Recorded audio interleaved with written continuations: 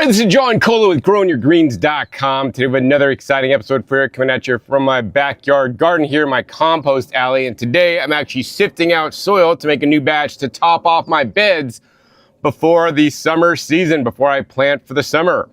That being said, I was at my local Walmart and actually I bought this soil. And some of you guys may be surprised, John, you got Miracle-Gro soil. Well, it's Miracle-Gro organic raised bed and garden soil. And it's like OMRI listed, says OMRI listed on here, wherever. And the reason why I bought it, because I wouldn't normally buy this stuff, but check it out. There's a save $3.97. So basically it's half off. So it's like $4 for this huge bag. And it says grows more vegetables guarantee, and it's OMRI listed here on the side. But you know, as soon as I got this bag home, the first thing I did was sift it out. So I use a sieve here that I made. If you guys want to make your own sieve out of 2x4s, links down below for that video and how I made this very sifter here that I use on top of my wheelbarrow right here. And basically I dumped about half the bag. And then I was sifting it out, once again, 1/4 inch screen, so all the big pieces are left on top. And after I sifted it out, I'm like, look at this stuff, guys. Like, this stuff, to me, looks like mulch. It shouldn't actually be in a bag of raised bed soil. They should sell this stuff as mulch. I mean, these are nice, large chunks. And in my opinion, they shouldn't mix this many large chunks in with garden soil. But once again, you know, when you guys buy soil in a bag at a local store, basically what you don't realize is that what it is made from. It is generally made from a waste stream. They take this waste stream, they combine them, put them in a bag, and now instead of being waste, now they charge you guys money for it, and it may not be the quality you're expecting. This is not the quality I was expecting from Miracle-Gro organic raised bed garden soil. Like, there's no way in heck I would ever add this straight to my raised bed garden. This is way too chunky, woody. It can lock up nutrients, all right?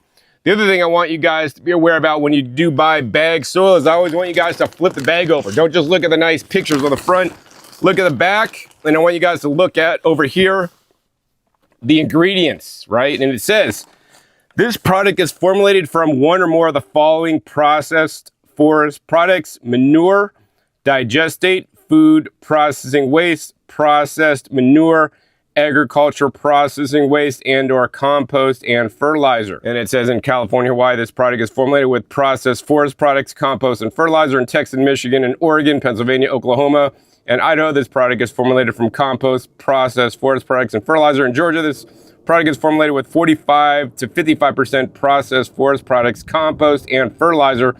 In New Hampshire, this product is formulated with processed forest products, compost, and fertilizer. So I guess every state may have different regulations, so then they have to make a disclaimer on there. I'm not in any of the states listed, but if we just look at the state of Georgia, which I respect for their laws, because it says this product is formulated with 45 to 55% processed forest products. And you know, what is that definition of processed forest products? There's no legal definition. They could shred these forest products up into shreds. They sit them in a pile. It sits there for 6 months because they're, you know, too lazy, and then they finally basically add it to a compost mix in the ratio of about half, which in my opinion is way too much. I mean, if you did want to have some of this stuff in there, I mean, I would say 10%, but there are far more valuable things you could actually add to soil that you're going to top off your raised bed with. Once again, links down below to some of my videos where I basically make my own soil mix. Actually, that's what I'm doing today.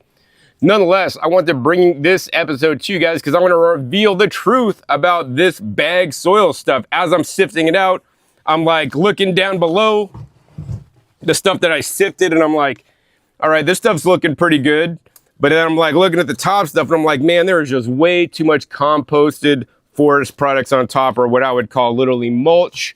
So what I thought I'd do for you guys is sift out the rest of this on camera, and then I'm gonna fill up 2 identical 5-gallon buckets, or maybe even more if I need it, with the composted forest products, the mulch, and actually the compost amount, so you guys could see what percentage of this bag is what. And I'm gonna guess it's about 50-50 based on the label. And of course, this bag is 1.5 cubic feet of compost, all right? So next up, let's go ahead and scoop out all this composted forest products into one bucket to see how much we got for this first sift.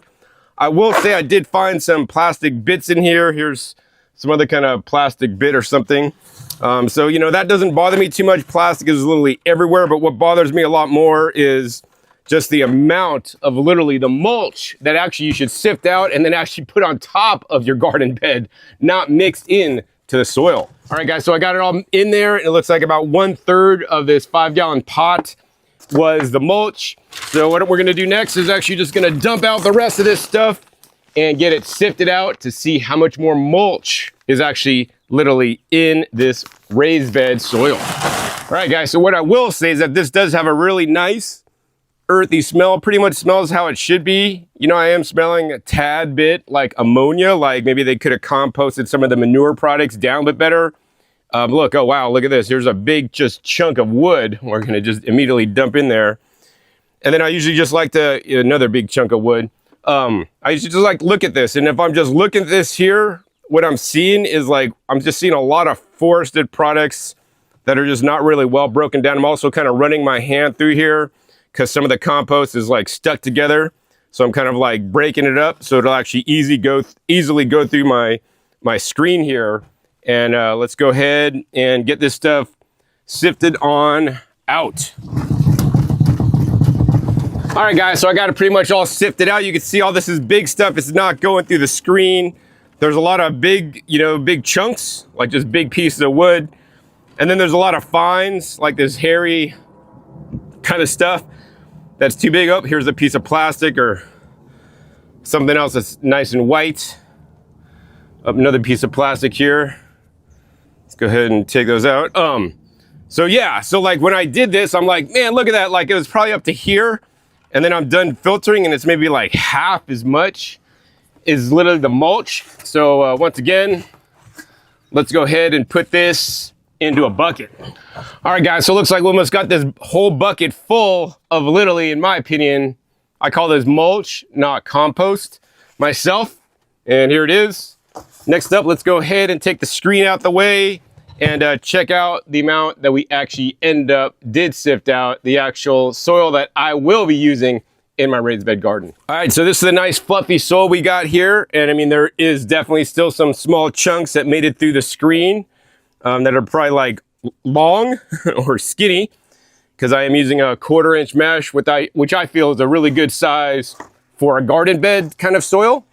So let's take another empty 5-gallon pot here and fill this soil up. All right, good. We got one 5-gallon pot filled up and let's go ahead and fill another. All right, guys, so there you have it. I sifted out the whole bag of the organic raised bed gardening mix by Miracle-Gro I bought at Walmart.